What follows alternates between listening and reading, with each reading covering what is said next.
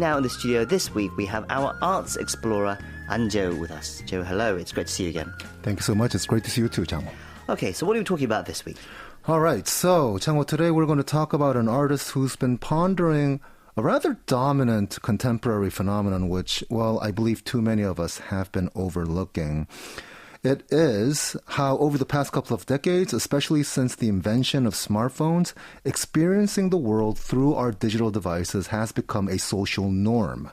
And since smartphones use touchscreen technology, constantly touching the screen of our phones has become so much of a huge part of our everyday lives. And because of that, according to the artist's observation, it is also reshaping our own human identity.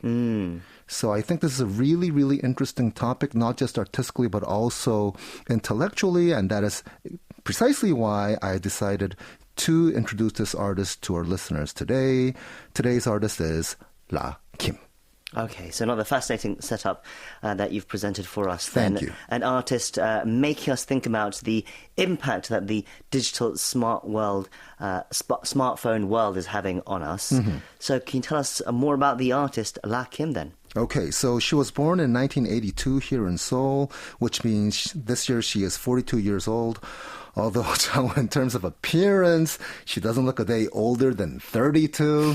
And I'm telling you, hey, I'm Asian, so are you, Changho. But, and the saying goes, of course, Asian doesn't raisin. That doesn't even rhyme, but you know what I mean, right? Sure. However, she takes that to a whole other level, so good for her. But anyways, coming back to her bio, so she was born here in Seoul. Then a few years later after her birth, her family moved to the city of Ansan, Gyeonggi province. She lived the majority of her pre-adult life in Ansan, including her elementary school, middle school, and high school years. And the two major interrelated reasons why I'm talking about her experience in Ansan is because A, Ansan is one of the most ethnically diverse cities in Korea. And B, after graduating from high school, she moved to an even more diverse city, Baltimore, USA, where she earned her bachelor's degree from one of the U.S.'s most prestigious art colleges, the Maryland Institute College of Art. Now, I've had the absolute pleasure of conversing and collaborating with her over the past few years, including doing 2 exhibitions with her. We're going to talk about one of them nearing the end of the quote-unquote segment. Yes, Changho, her currently running solo exhibition was curated by yours truly. Okay. And I will explain why I just said quote-unquote segment in just a bit. But going back to her college life, she said experiencing diversity in Baltimore, especially in the context of art education, was a rather inspiring experience. Why? Because you have all these different people from all across the world, and they bring all their different backgrounds and their ideas, and it's so much of a diverse, inspiring experience, and that's something that you cannot get simply from a school's curricula, no matter how great that school is, right?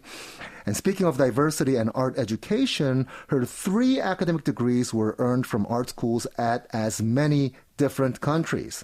You see, after completing her undergraduate studies in the U.S., she received her first master's degree from the Okinawa Prefectural University of Arts in Japan, then her second one here in Korea at the College of Fine Arts of Seoul National University. So, think about it. We're talking about how this artist has been researching and pondering what it means to explore and experience the world through a digital media versus how to do it firsthand, right? You see, learning the diversity of art through visiting various, say, art websites, that's one thing. However, going to class, sharing a collective studio, and going out for a beer every now and then with fellow artists from a variety, and that's very important, right? But yes, with fellow artists from a variety of different backgrounds, that is a completely different ballgame. And I think that actually is a main reason why she's so interested in this particular kind of a topic, and she's so great at realizing these concerns and thoughts of hers into rather wonderful art. Right, so you're saying she's been influenced by the Korean, Japanese, and US art education and the art scenes. That's right. All together. The best of all the worlds, perhaps. Yes. So can you tell us about the craft of her work itself? What is she known for? Okay, so first off, this is just so not fair, but she is an absolute Jill of all trades, if you know what I mean, right? Right, okay. Because she is a printmaker, she's a painter, installation artist, collage artist, filmmaker, the list goes on and on and on. And you know the saying that goes, a rolling stone gathers no moss? Well, not that much if you're a moss magnetic stone. Let's just put it that way, okay? I mean, and, you know, the core of your magnetic force being talent, that diverse experience, and artistic intention. You see, you don't have to, first off, you don't have to be anywhere near being an artist, curator, or art critic yourself to recognize the greatness of Lakim. All you need is sight. She simply just has it. And you know how history often discusses people who had/have immense talent, but not that much of a work ethic? For example, like in American professional basketball, they always have the conversation on Shaquille O'Neal versus Kobe Bryant. Shaquille O'Neal, if he had the work ethic of Kobe Bryant, they could have won 10 championships together. They won 3, by the way, together. And they play for the Los Angeles Lakers. Now, I'm giving you this example because Los Angeles, L.A., Lakim, right? So, yeah. Okay. But, you know, in the context of Lakim's craft, I can confidently say her work ethic is at least as colossal as her talent. Right, so the grit goes with the talent as well, you're saying. That's right. And then, in terms of subject matter, an immense interest of hers, especially in the recent years, is how digital dominance in our everyday lives has been reshaping not only how we produce and consume information, but also who we are as a society and individuals. Think about it. In the pre-smartphone era, touching was literally touching. Yes, ambiguity intended. What I mean by that is, for example, if you pet a beautiful golden retriever, you're touching the dog. Right. And it's a very touching experience. You know what I mean, right? Tactile, yeah. Yes. But nowadays, what do? I mean, yes, there are a lot of dog owners, including yourself, as a matter of fact, but so many people, they watch all these cute doggy videos online, right? And how even the producers of these videos know too well that cannot be anywhere near the actual experience, right? And to experience that, what do? You have to touch the screen on your phone. Right. So you're physically touching the screen of your phone, not a dog. And is that as touching as the actual experience? Maybe not so much, right? So if you take a look at Lakim's works, there are quite a few of them where you have these images of the human fingers being disconnected from the human body. Right, as okay. if she's trying to express, hey, you know what? In this era, my fingers have left my soul. And then my arms and legs as well. Why? Because back in the day, we used to actually physically hug puppies. Now, do we hug our smartphones? I don't think so. And we used to actually go to the dog park with our puppies. Right. Now, do we physically do so? No, of course not. So that's why I earlier said, quote unquote, segment. It's a digital amputation, if you will, right? But of course, not in that much of a, say, war documentary film fashion, Right, but in okay. much more aesthetic fashion. So this artist's craft is very tactile then, you're saying? Yes, that's right. Very- And another... Yes, I'm sorry. And another thing that's really interesting about her work is that she has all these multiple layers, physical layers in a single artwork. So it's a combination of painting, printing, and collage as well. And, you know, for example, collage is basically you're pasting all these shapes cut from a variety of different colors of textures of paper, of different colors and textures of paper, that is. And so it's a collection of segmented parts of our body and soul, as a metaphor, that is, and yet in a remarkable artistic fashion.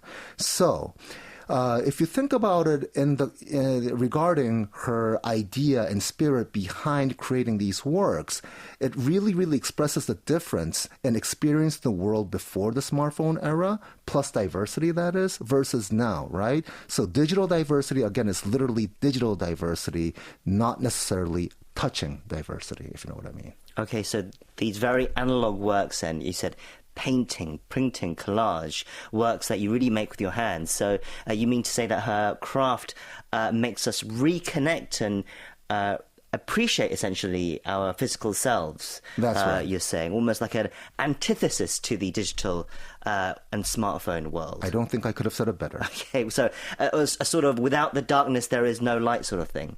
All right, okay, very interesting. So tell us about then how all this is presented in her latest exhibition, which, as you said, you curated. I had the absolute pleasure of doing so. The title of the show is Your Rivers Flow and Riverbeds Glow. The venue is a beautiful gallery by the name of Page Room 8. It is easy to find on any map app. It's in the beautiful Bukchon Hanok village in the Chonglugu district, and it's of course a major tourist attraction. If you've been listening to our show for quite some time, a couple of weeks ago, I believe Daniel covered the situation now in the Bukchon Hanok village on our trending Korea, that is? Korea Trending, I'm sorry. Korea Trending segment, yes. But anyways, yes. Speaking of the Bukchon Hanok Village experience, to see that on your smartphone is one thing, to physically visit there is another. Just, again, exercise nice courtesy to especially the residents over there, if you know what I mean. But I think this is a good reminder of what exactly the artist is trying to explain and focus through her art. This wonderful show runs through August 1st, and for more information, please visit pageroom8.com. Now, this website does not have an English service. However, you can use the translation function on any browser that you prefer, and I tried it myself. The translation is actually not too bad. Okay.